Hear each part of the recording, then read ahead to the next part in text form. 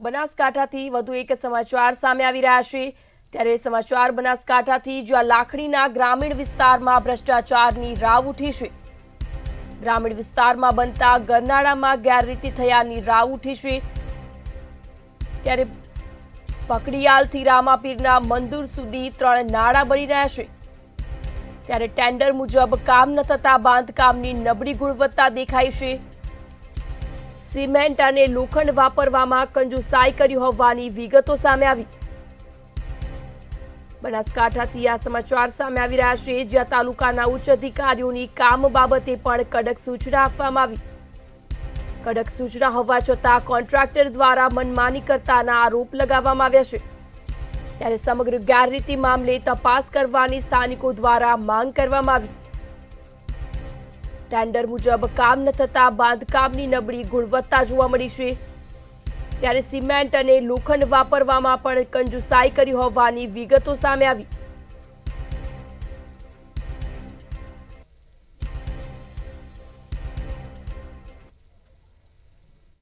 સમાચાર એટલી પરમ સીમાએ છે કે ત્યાં રામાપીરના મંદિરથી માંડી પાકડિયાલ થઈ અને ખાણાનો થોડો ટુકડો બાકી તો એ રોડ બની રહ્યો છે।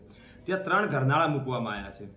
હવે ઘરનાળાની અંદર જો આપણે કામ જોઈએ તો વાસ્તવની અંદર એમાં જે લોખંડની ખિલાસી નાખી છે તો કમસે કમ લેબડાનું દાંતણ જે હોય ને એ તો જાડું હોય અને સિમેન્ટ જે યુઝ થાય છે એ તો કમસે કમ યાર કોઈક કેટલી હદે એમ કોઈ ભ્રષ્ટાચાર તમે કરશો આની અંદર। જ્યાં ત્યાં રોડની ધાનેરાથી આથરાવાળા રોડની તકલીફ, પાકડિયાલમાં જે રોડ બને છે એટલી હદે એની અંદર ભ્રષ્ટાચાર એટલે લોકોને મારવા બેઠા છો કોન્ટ્રાક્ટરો કે શું છે?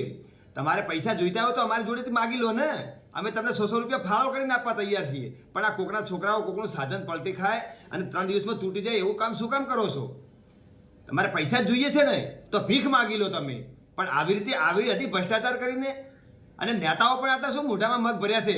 તમારા કંઈ મામા ભાણે જ લાગે છે? એ પણ બોલવા તૈયાર નથી। પાકડિયાલની અંદર જે રોડ ચાલી રહ્યો છે એમાં ખુલ્લે આ ભ્રષ્ટાચાર મારે આગળ બી વીડિયા આવ્યા હતા, તેમ છતાં મેં વાત કરી હતી કે ભાઈ થઈ જશે, સારું કરીશું, પણ અત્યારે તો જોતા મને એટલી હદે પેલું થયું છે કે આ સલાઓને બારે પકડીને શું કરવું જોઈએ આ લોકોને?